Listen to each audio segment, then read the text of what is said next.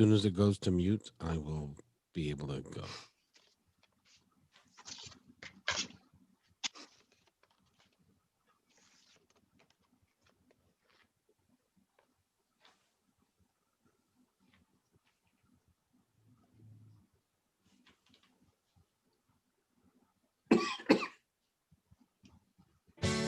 Hi, my name is Kevin McDonald, and I'm declaring my independence. Independence from what? Why, negative thoughts and energy, of course. Chief among them, hate, division, and fear. You see, I know that we're all one, and together we can solve any problem, save our planet and each other. Please, join me as we come together as one and choose a better way to be. So now, let's begin with my independence report. And welcome everybody to my Independence Report. This is Monday, which means it's the Life Between Lives Monday. And of course, Natasha's here and Regan is here. And we've got, we may have a caller in a little bit. But before we go there, and I may have to exit stage left in a little bit because my son's coming and we're going to move a really big heavy thing. So if you hear an ambulance, that's just them coming to get me. Cancel, clear, we'll talk delete about that. you while you're gone. Yeah, and cancel, clear, delete that. You've been talking too much about this negative aspect of this. It's going to be a joy bringing this into your home. Oh, it'll be great fun. It really will be, and I'm looking forward to it. But before we go there, I told Natasha before we started that I had a question for the two of you. And this question, all it's going to require me to do is, well, first of all, I should set this up correctly. Natasha Venter is a medium. She talks to the other side. She talks to our guides and the folks that surround us. And so she really works with the other side for us to understand what's going on over there. And Regan is a hypnotherapist of note. He also did a show with me yesterday about EFT, which I'm going to be putting up, and I'm really excited about that because you were really awesome. That was fun. Yeah, you did a really nice job. But so we've got the two of you that are real familiar with the other side and what's going on over there, and I wanted to ask you a pointed question because we talk about this a lot. I hear this a lot. The Beatles said it a lot. All you need is love, love from me to you, all of those things. I want you guys to tell me on the other side, what is love? You go, Natasha. I don't blame because I'm really, because we talk about love as a concept, but we don't really explain what it means to love, to be loved totally, unconditionally, and completely. And I want you guys to talk about it. Okay. Well, for my understanding of what, like me just tapping in now of that space of walking as a soul, walking into it, we really don't have a word for it or an understanding of it at the completion.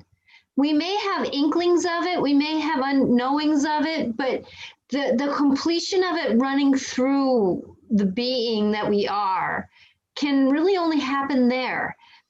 Now we can get it up there and bring it down here, kind of like for me that I've had those moments of being with my loved ones up there and just feeling that total.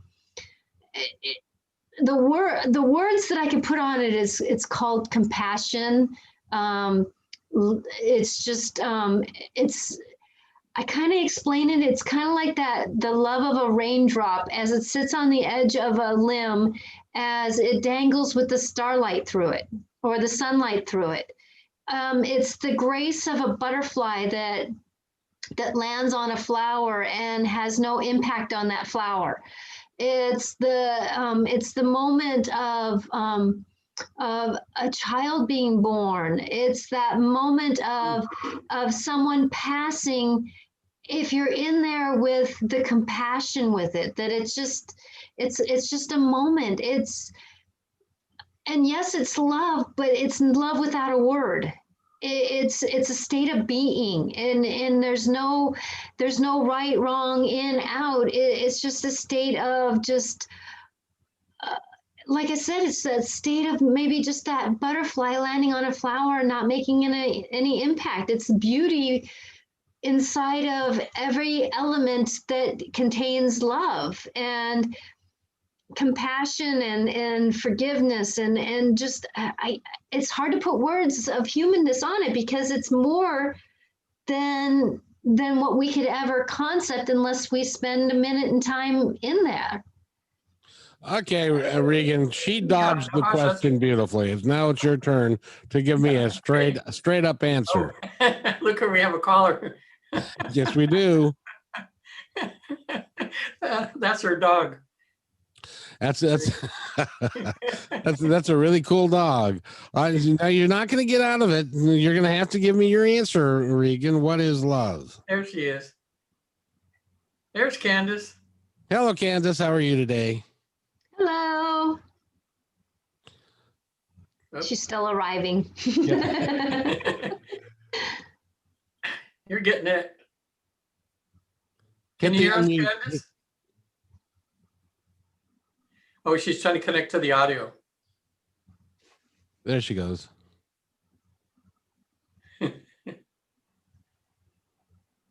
Candace, are you there? Connect. You're on mute, I think. No, she's not, but sometimes the iPhones and stuff, or the phones just kind of have a hard time. I think she could hear us, but we couldn't hear her audio.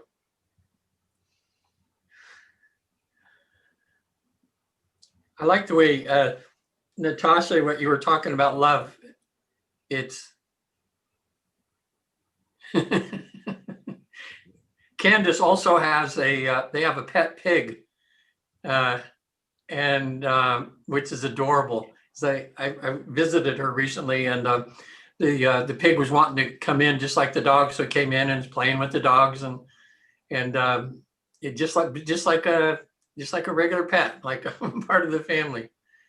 That's real. I've heard that the small pigs act that way. Yeah, but the love thing, yeah, I have to think about that. Just the time when I felt the most love, and I just called it love instinctively, and without thinking about it. And that was the time I had that out of body experience where I was in a place like the background you see, with the yellow and everything, and I was up in the air, and I realized I was out of my body, and I described it to myself later, like it felt like buckets of love were being poured over me. So it was like this ecstatic kind of feeling, that's hard to describe, but you just kind of know it when you feel it, I've been watching a show recently on TV called Married at First Sight. Have you guys either of you watched it? Yes, I've seen that. And where the first time they meet each other is at the altar. Yes. And they go, "Hi, I'm so and so," and they get married, and it's a legally binding contract, and they're together for 2 months, and then they have to decide if they want to stay married or get a divorce. And the big thing through that whole thing is they're trying to find a point when they get to know each other. I just got a text from Candace, said she couldn't hear anything, and then got kicked out. Tell her to call this number. Okay. What number? 206 Uh-huh.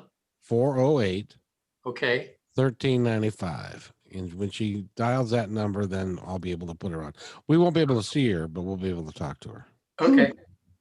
Okay. And my friend Sue, who called in one time to life clarifications, she was saying that spiritual love feels like an unconditional acceptance.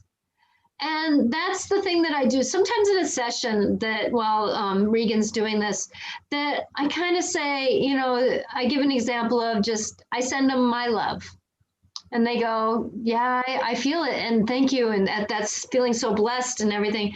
And then I send them universal love, and they just almost want to break down in tears. and they just felt so like warm, and they couldn't even put words to it. So, it's not fair that I'm dodging the question. There's just no words Nope, to it's it. not. And it's not even, it's a, like I said, it's just a state of awareness of being. It's unconditional, like Sue was saying, it's unconditional, but yet it's the wisdom. It's the wisdom of age. It's the wisdom of time. It's the wisdom of just, it doesn't really matter. Just be with capital B, capital E. Just be. Yeah. Oh, very, very good. And Candace has now come into the room. And Candace, can you hear us? Yeah. Ah, there you are. See? Uh-oh. Can you hear me?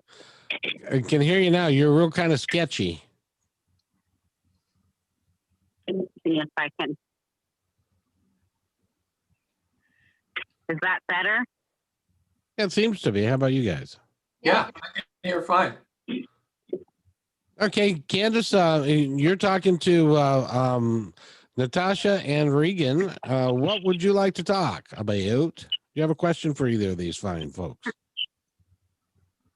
I do. My family has experienced some traumas lately, and we're considering moving out of state. Just so that everyone, I have 2 children, and I think they could use a fresh start, and I know that my husband and I could, but I was wondering if anyone had any insight as to whether they thought that might be a good idea. What state do you want to move to? We're in California right now, and we're talking about moving to Indiana. Oh, don't know much about Indiana. It is where I'm originally from there. I have a little bit of family, but I haven't been back there in years. Natasha, would you like to begin? Well, first of all, Candace, what in order for Natasha to work with you, she needs your permission. Yes.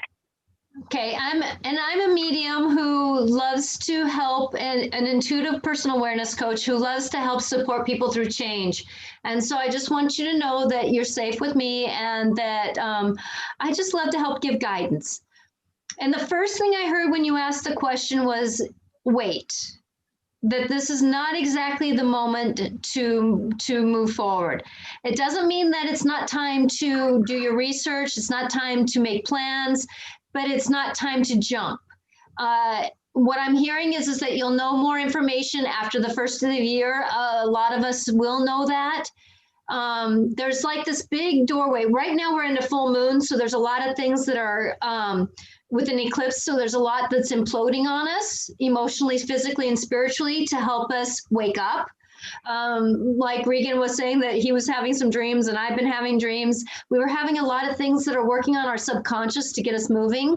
So if I can give you any advice is that those things that are working on you, that are wanting you to shift, ask, why are they here in your life?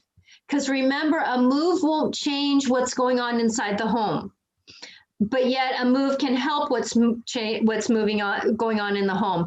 So if I can just kind of take a little bit of a microscopic or or just kind of just take a view and see, what is this here to teach me? What am I here to do with this moment of life? And yes, I feel like this move will be good for you, and yet you'll know the time to move, because I'm feeling like there's going to be like stop, go. And so with that, doing that shift, but I feel like it's going to be more like the end of January, at the beginning of February, that you'll know more details.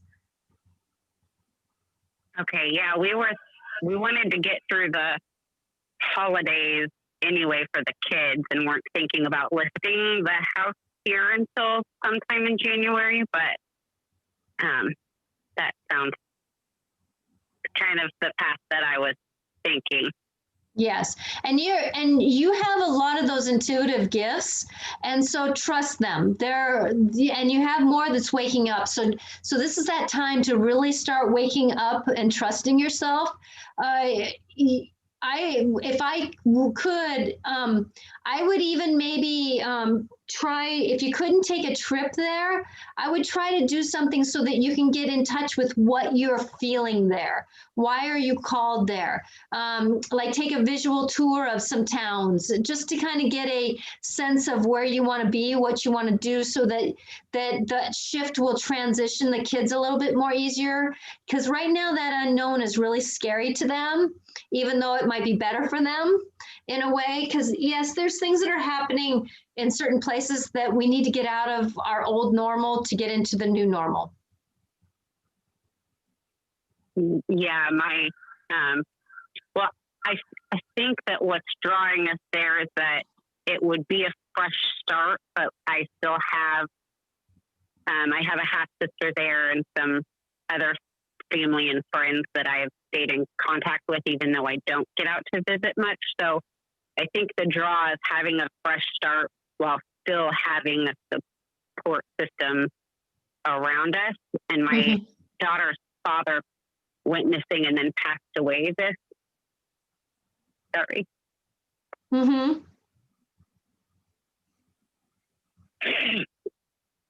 My love is with you.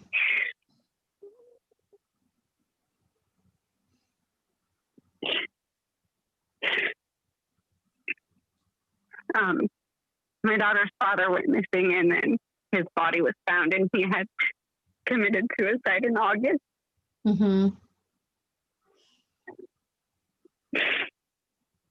So I just think that maybe giving her a fresh place with people who still love her, but in a new environment would be a good start for her to be able to kind of move forward and not have the physical space where she associates those negative feelings with. Well, and if I can say this lovingly, that as we walk through grief and navigate through, especially that first year, and being younger, she doesn't have the wisdom to navigate that this is something that will pass. And so she's really in it. And that even if she does move, that it might give her the short term of departure from it being in her knowing. But I'm going to say that grief, when we're walking through grief, it has a moment of being there no matter if we want it to be or not. And the best thing for grief is to say, why are you here? Like for me, when I was in grief, sometimes I would get a piece of paper and I would just start scribbling, and I would break pens and pencils because I'd be doing it so hard, just because I needed to get that dark energy out of me. And I was older, so I was able to navigate it a little bit differently. But, it's one of those things, sweetie, that it would be good to transition. And yes, it would be a light and love, but yet at the same time, it's something that grief of the why, she doesn't understand the why. And that's why a lot of times people when we know loved ones who commit suicide, that we wonder why. And he just had such a hard time understanding life. He had some things that just weren't able to be navigated with, and that's why he just decided to go. And as I'm kind of getting that feeling that he's just so sorry, and he wishes that he would have done something different, but yet he just couldn't be here anymore. And what was his name, if I can ask? Lucas, okay. Yeah, see, did he have some physical ailments, something that was physically going on with his body? No. I'm getting that he had something that was going on and he was not sure what,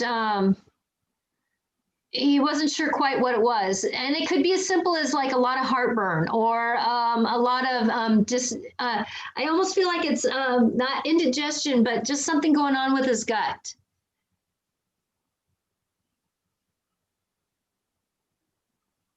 Not that I'm aware of.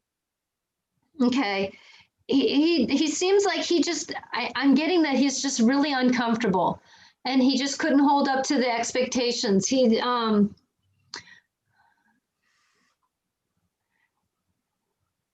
Yeah, he's sorry. When somebody passes that sometimes they're here, but I'm kind of getting something kind of like relayed to me too in a way that I'm just getting this energy of what kind of feeling that there was. This love that he has for his daughter though is so strong, and that's what kept him here longer than what he than what he could have been, but yet at the same time it wasn't enough to keep him here, and he's sorry. He is so sorry. Candace, this is Kevin. How is your daughter doing?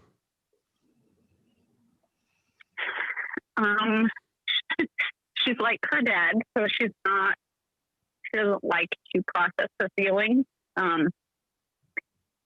So it comes and goes. She's angry a lot, and we have started a children's workbook that talks about losing a loved one, and then she is supposed to draw pictures and things that go with that, and then discuss that with me so that she kind of has to space for feelings.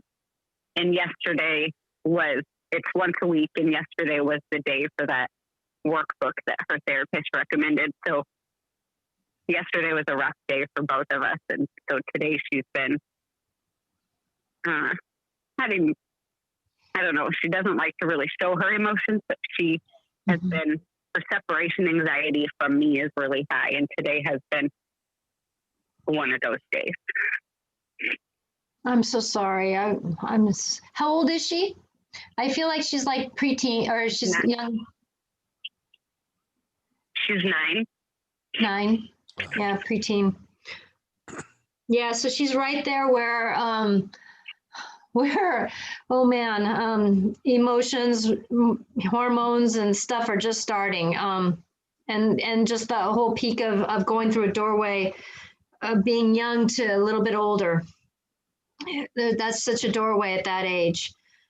Oh, I'm so sorry. Yes, that can I suggest though that instead of doing it once a week, that you do it so that it's not such a and I don't want to go against what your counselor is saying, but you know, sometimes when we have someone who doesn't navigate through emotions, sometimes when we let it out all of a sudden, it's kind of like a garden hose, or instead of it being a trickle of a garden hose, it turns into a fire hose and then off again and then a fire hose. And sometimes that's not as supportive navigating through things. And so maybe I suggest that she just has a notepad that when that emotion pops up, that she can just even draw a sad face or a happy face or a flower, or you know, something that you know, can be supportive through those moments, because grief doesn't have a timeline. Grief doesn't have, and I'm sorry, because I know that so many people go through this, and it's almost like having blinders on and covers over the eyes, because you just can't see beyond the hand. You know, if you had your hands over your eyes, and you know, being a young one that she is, that she doesn't have that knowing that tomorrow it can be another moment. And so if you can just even have something that would be something that she sees that's joyful. Like for me, when I was going through those moments, I would light a candle safely. And I know for children, it's not always safe to do that, but if you can find something that would help her see joy. It could be even a picture of, like I have a picture of doves crossing over a bridge and just looking at it with the sunlight coming down through the bridge. And to me, that just showed inspiration. And I bought that at the time that I was losing my mom and my uncle at the same time, basically. And so with that, finding something that just can bring some joy, and I wouldn't say joy, even just survival, just seeing something that she can find inspiration with, that can give her moments of knowing that this too will get walkable. It won't leave, but it'll get walkable. Okay. We are so sorry, because at 9 years old, that is a horribly tough age for a little girl to lose her daddy. Yeah, Adelina is amazing. She's like a little angel too. She has a really open heart. Yeah, and it's hard to get those ripple effects when you have that. Yeah, but she draws really good. So I think your idea of maybe if during the week, if she's the feelings pop up, instead of waiting for the time when the therapist, she can to find a way to express herself, either to come to Candace and just say, "Mommy, I'm feeling something," or Candace can say, "Hey, draw a picture how you're feeling today." Just so she's doing a little bit every day, maybe. Instead, I think I like that idea of not just too much all at once, where she holds it up all week and then she goes to the therapist and then it's just too much. Sometimes. And so many times that grief that that sometimes, like for an adult who like, I'm driving down the road and I'm bawling and I'm like going, grief, just wait till I can pull over, please, because of the timing of it. It's not necessarily, but the more that we let grief have a voice, the more grief gets it's not like a cork, like a pressure cooker. Grief is like a pressure cooker that if we don't let it off the steam, then it's going to implode on us. And many don't know how to deal with emotions anymore because we just kind of quiet them and we tell them to shush up. We don't navigate with them.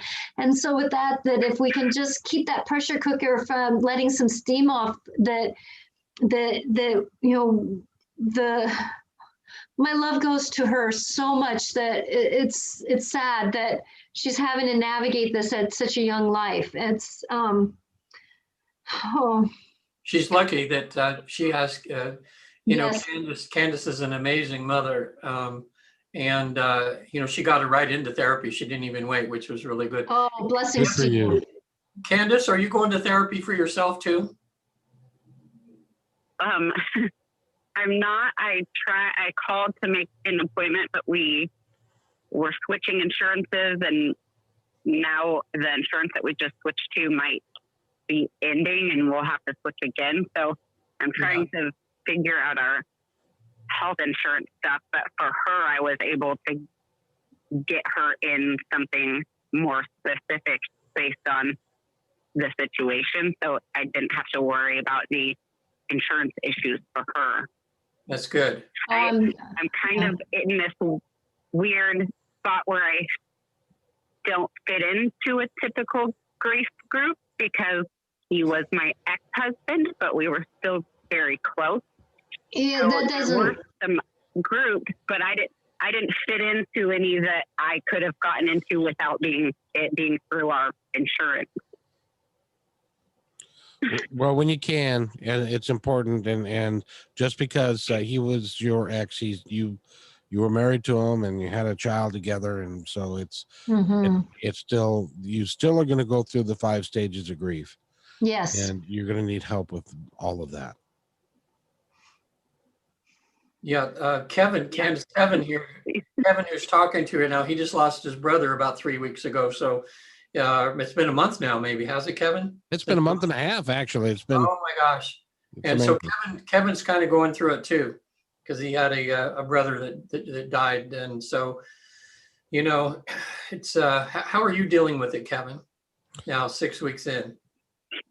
It's well, as Natasha can attest, there's a hole in your heart, And when you think about the person that's passed, and I also had a brother-in-law who committed suicide and stuff. So it's been, you try and you do your best. You try and understand from their point of view what went on, and you try and honor them the best you can. As a matter of fact, my brother bought me a video game machine that we're going to be putting up here in a few minutes, and he did that with a little bit of the money that he left. So you try and honor them the best you can, but at the same time, from my belief structure, they made the decision that they made in my brother-in-law's case, and even in my brother's case, because he died of lung cancer.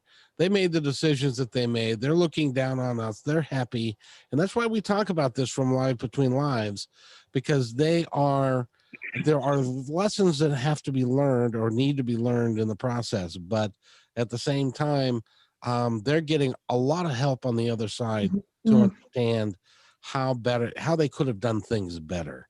And Natasha's absolutely right when she says that he's really, I get the impression that he had a moment of, and I'm talking about your ex-husband, that he had a moment of selfishness about what was going on with him, and he didn't really think about the effect that it would have on others.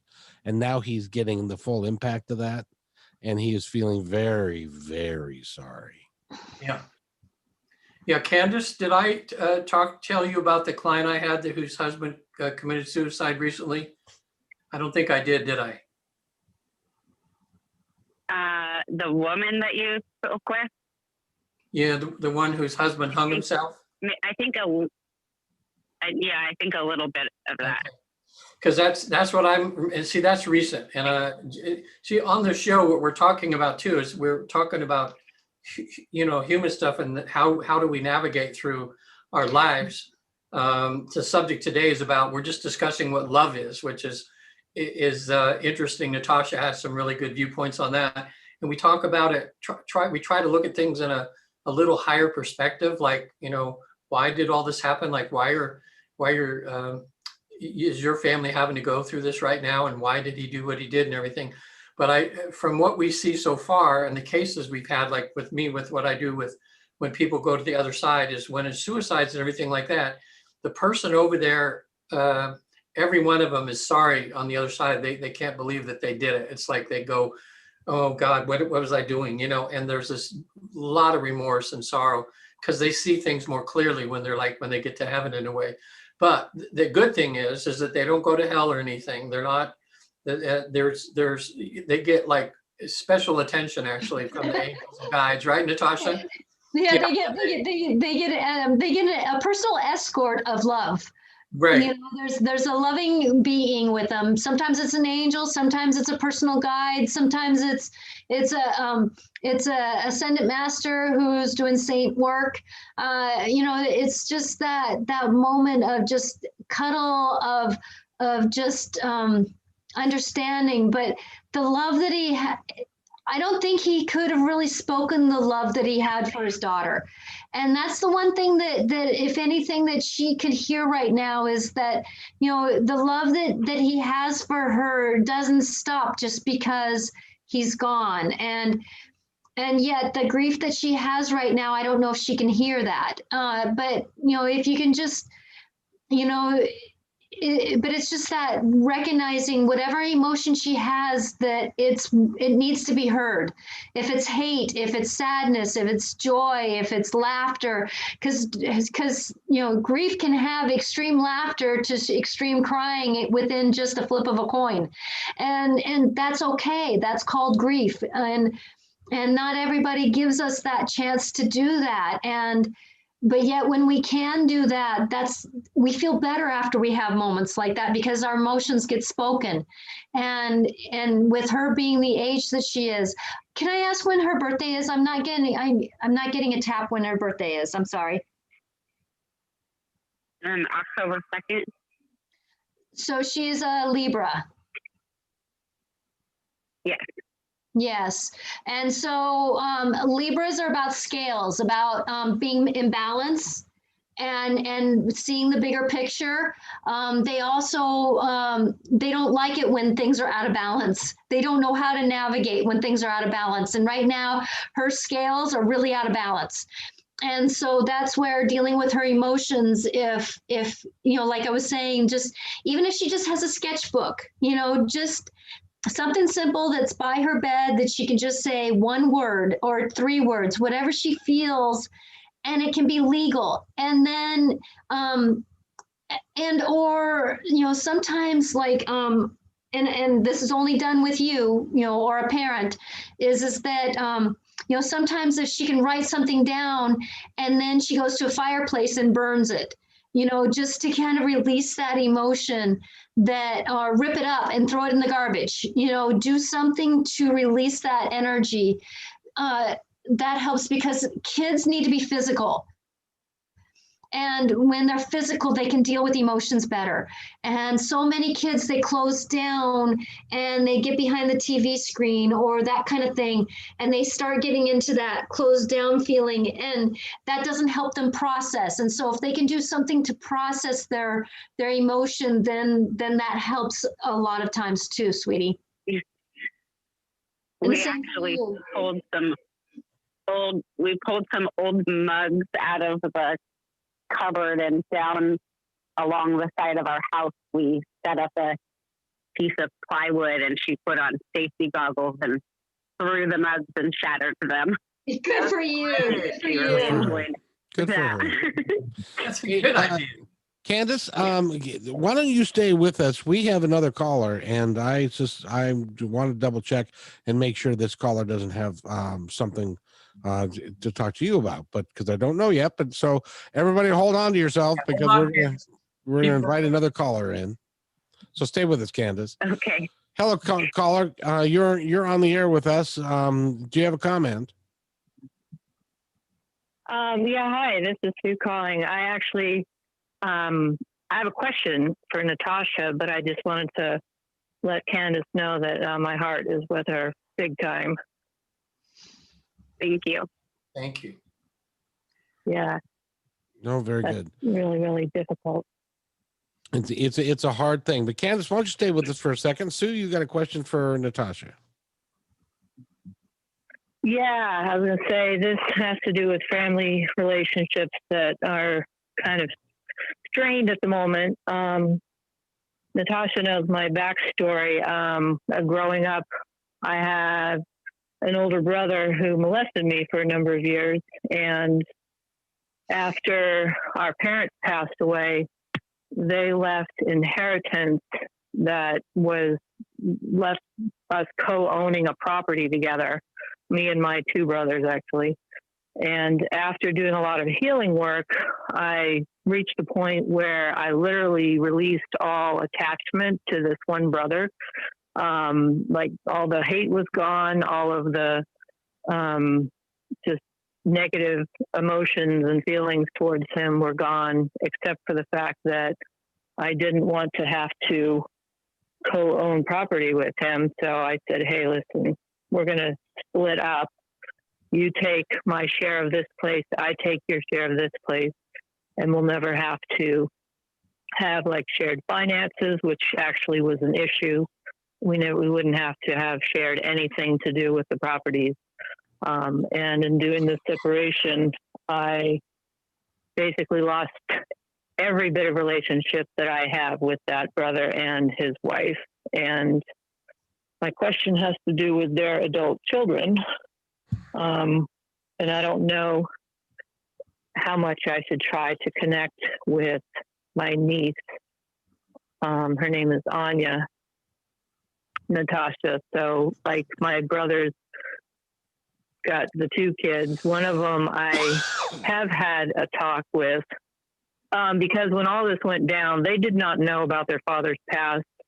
And my sister-in-law decided to rip the Band-Aid off of everything and tell her whole family, well, her children and her parents, about her husband's past. So the kids are, well, I call them kids, but they're in their late 20s. They're dealing with this incredible shock of learning about their father's past and trying to rectify, any semblance of a relationship with me, their aunt. You know, pretty much they feel like they have to take sides, which is pretty understandable.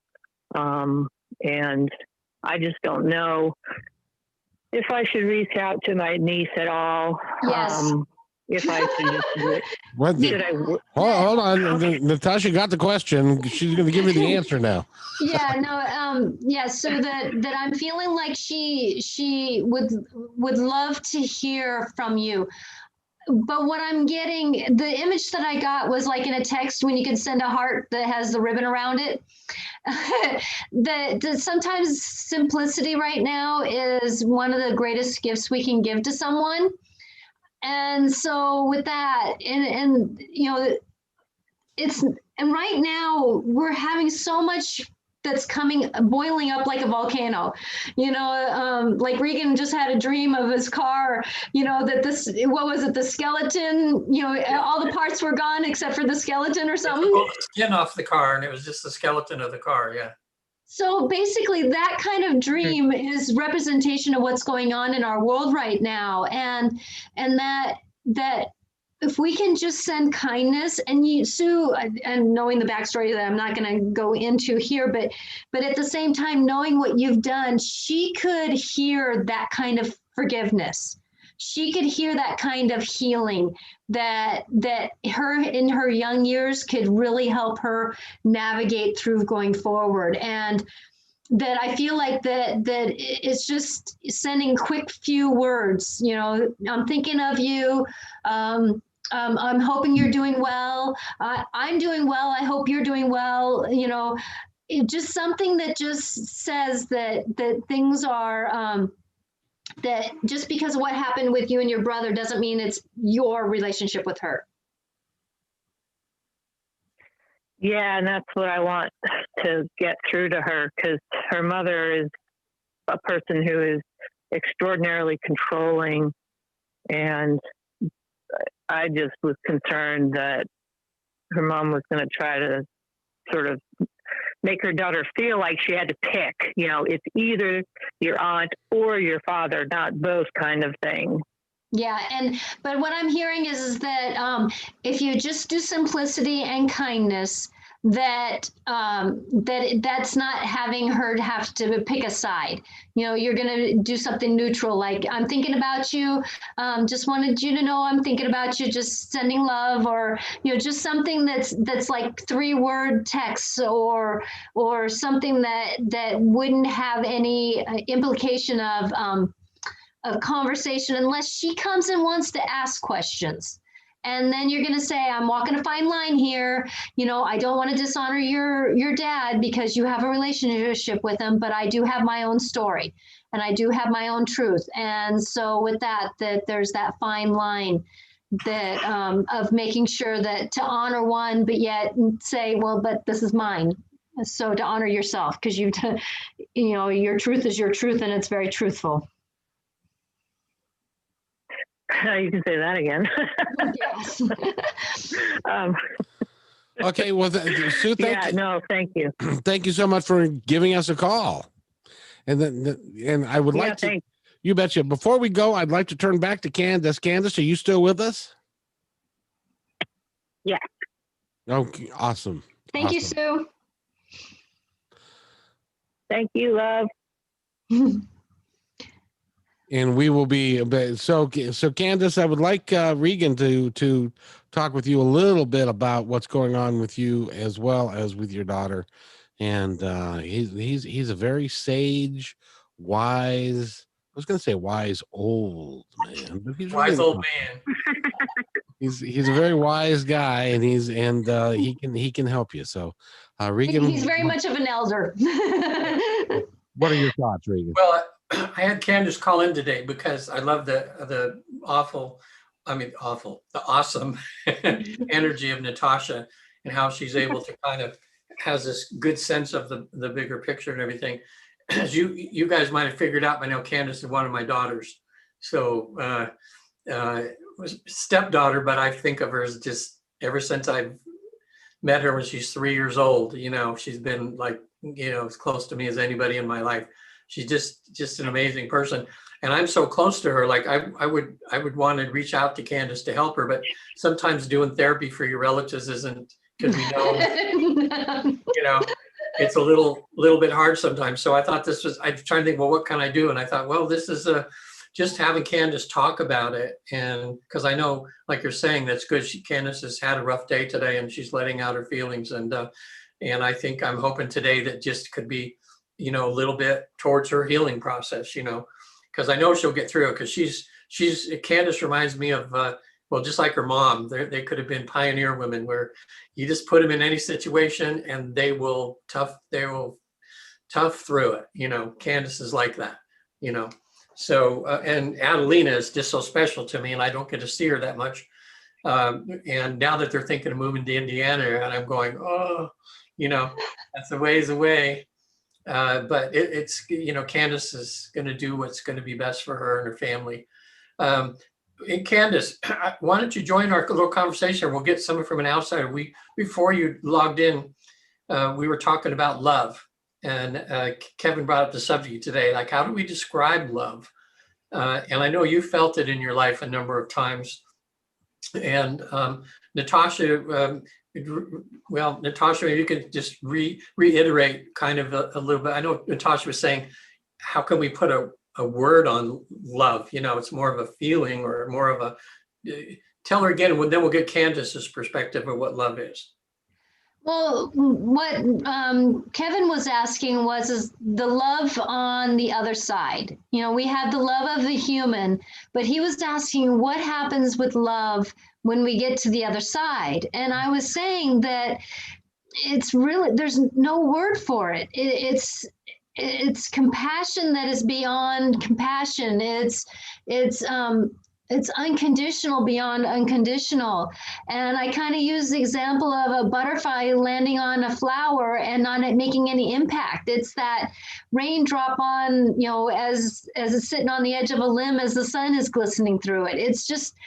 It's an amazing aspect of just a moment of capital B, capital E, of there's just no words that can express what love is over there. And I can only tell you that's what your ex-husband's standing in and being in and being held within. And, you know, there's, and I'm going to say this too, that your daughter is also, and you are too, if you accept that knowledge of, because I really see the angels hovering around your daughter and helping her through these moments. And I work with the angels, and I work with the universe of love. I work with all the beings. And as I have Mother Mary and Jesus statues right beside me here, that they work as a team through these moments. And I just want you to know that you're surrounded by love, and yet grief doesn't let us feel that. And so just know that there is that transition that's going on. And if anything, just letting it out when it needs to come out, whatever it is, and give her maybe a screaming pillow. You know, that she can, it's allowed to be cuddled or screamed. You know, sometimes there's because I got an image of an animal that I gave to my kid one year, and it's just an animal pillow, and yet it can be cuddled and yet screamed into, and it can just embrace those emotions because of the vulnerability that grief makes us do. You couldn't have a bigger Band-Aid ripped off you. You know, and it hurts so bad, but yet my kids, when they lost their grandparents, my parents passed away right around the ages of my kids. So my mom passed when my youngest, or my older, was 4 years old. And they lost their whole family within, besides me and my husband, within the first 7 years of their life. And so they understood what death was at the same time of living life. And I can tell you that if she can just know that this experience is going to be the greatest gift in her life, but the worst hell that she can walk through, that she's going to be able to navigate it. And I'm just hoping that she knows that. But the tools, I feel like her Libra-ness needs a little bit more to help balance through the week. So if I could have given those now, knowing that I'm a counselor through life, you know, so with that, you know, I don't want to go against what the counselor says, but yet at the same time, having an understanding of this wonderful, wonderful soul that your daughter is and you are, that sometimes all of it at once doesn't always work. Yeah. And Yeah, she doesn't like to allow herself to feel it. It's almost like I have to not push her, but give her a nudge to let herself feel what she's feeling, because she just wants to push it in. But her dad was the same way with his emotions. He would give the silent treatment or act like something didn't happen, or he was the same way. Just didn't. So maybe that's where you can, yeah. And maybe that's where you can get your own notebook and you two sit down, maybe, you know, through the day, not necessarily just at 11 o'clock or, you know, something maybe shifted. If you notice that there's an emotion going on with you and you show the vulnerability so that she learns that vulnerability too, that, and then just have that notebook. And I can tell you, the more that you practice, the easier it'll be for her, because she's not just a Libra. She's got other stuff in her, and she's got you in her, and sometimes we just have to let that part of us slowly awaken to be able to accomplish what life is asking us to do. And I can tell you right now, emotions are part of the things that we're all being awakened to, and that the more that we can give them something to say, okay, we can do this, it's helpful. And so maybe if you get a notebook and she gets a notebook, and you guys just have these shared moments of vulnerability, and then you put the notebook down, not necessarily away, but just down. And so that it's like at the side of her bed or someplace special where she can get up if she feels like she needs to do this in the middle of the night, that she can get up and she can write in it because she's practiced enough with this. And make it a thick notebook. Don't get a skinny one. Make this. Yeah, you know, Adeline is such a good little artist. I could picture her even drawing, you could have her draw emojis of what she's feeling, you know, like maybe look at the emojis on the phone and say, okay, which one of these you feel, and have her draw it or something, you know. That session that I had this week, it's funny that this is just apropos for what we're talking about, love right now. When he got to the other side, we got into he went to his past life, and then we got in the space, and you know, this was like a doorway or space where he was just in blackness, and he kept looking around. All of a sudden, some green clouds kind of showed up, and I said, well, float over to the green clouds. So he floats inside one of these green clouds, and then his body started convulsing. I mean, I got a little scared for him because he was just, it was like his back was raising up and he was going, oh, and I didn't know if something was hurting him or what, so I kept watching him. And after about 2 minutes, and then I said, okay, what's going on? Are you okay? And he goes, yes. I said, was something happening that was hurting you? And he goes, no, it was God's love. And what he felt was like, he said it felt like he had his both hands stuck in the sockets of electricity, and he was, his human body was just convulsing, like, and he said it was the most wonderful feeling. He said it's love. That's how he explained it. He said you just felt this overwhelming God's love that he had.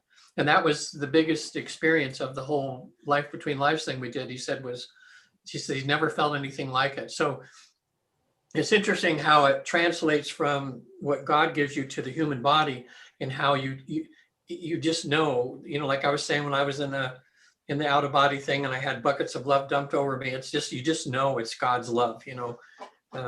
But Candace has been very fortunate. She has a husband now that's amazing, and he's been giving her a lot of support. And I think Candace feels blessed to have him in her life. But Candace, how would you describe what what is love? How, if you had to describe it in a paragraph, what would it be? I would say that that's, it's like when someone can see all of your ugly and feel this overwhelmingly compassionate feeling towards you anyway, as if they're blind to all of that ugly. That to me would be Words, the ugly that they don't see the ugly. If I can say two things. Number one would be, you don't have any ugly. Yeah, she doesn't. Or that you told yourself that is wrong. I've never seen any ugly in her ever. You don't have any of that. You're a beautiful soul, and you need to respect that. The other thing is that through the course of time, your daughter and you are going to receive signs from the other side. You're going to see signs from him. It's going to be music. It's going to be a smell. It's going to be a dream. It's going to be something to let you know that he's sorry for the mistakes he's made. He's sorry for leaving his daughter, but he wants you to know, and he'll make it plain to you guys. And so when your daughter comes to you and say, I had a dream about daddy last night, you can respect that, that it really is something that happened, and that he is going to come to her to try and save her and to help her through this, because he realizes what he did and how hard it made it for her. Yeah, that's good, Kevin. I will be looking forward to that. She's really struggling with Go ahead. She's really struggling with her feelings about, she gets angry and then can't understand why he loved her, he left. So she's having a hard time with that. He just was so uncomfortable. He had a hard time being in his own skin. It's kind of like I can't. It's that. The only way I can explain it, it would be like somebody having a skin disease, that their skin itches. I mean, it's like it's the worst eczema that anybody can have, but it was all energy. And he didn't have the tools to be successful in staying here in life. He wasn't taught well to do well, and it's not anybody's fault. It's just something that, this is what I'm just getting intuitively, that and so his tools didn't give him the tools to help him stay here. And that's one reason why that your daughter ended up with you, because you do have some of the tools that can help navigate some of these worldly things that your daughter's going to be doing. I also feel like that kind of like the way my dad ended up being. My dad is my personal guide, even though he's not here all the time, but he's helped me navigate through a lot of things in my life. And this is the way that her dad's going to end up being once he kind of goes through his 101s, just things that he's navigating with. It will be a time, but he'll be there for her. She'll actually feel him, and this will come probably in the middle of the second year of after his passing, when her grief gets to be more walkable, that he'll be able to be doing his work, that she'll start noticing him tapping into her life a little bit more often. That would be nice.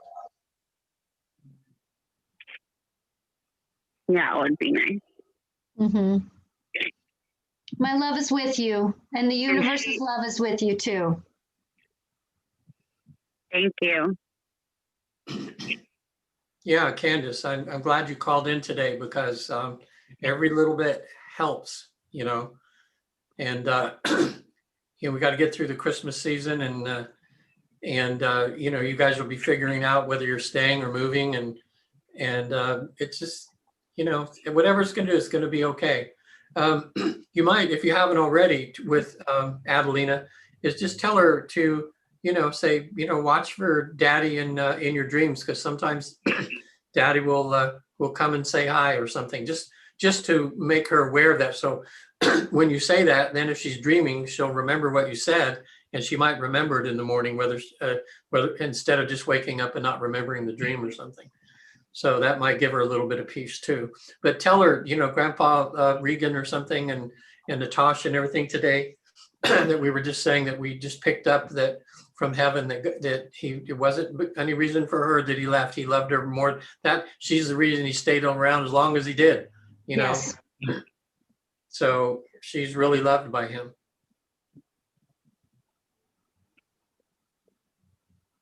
Yeah, that is something I try to reiterate every day, is that she was by far the love of his life. Mm-hmm.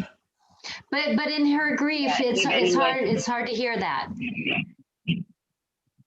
Yeah. I keep getting the picture, sweetie, that she needs to keep drawing. That's going to be the key to her awareness, is that that drawing will be her emotional outlet. She may not be able to speak words, but she'll be able to draw her words, her feelings, her emotions.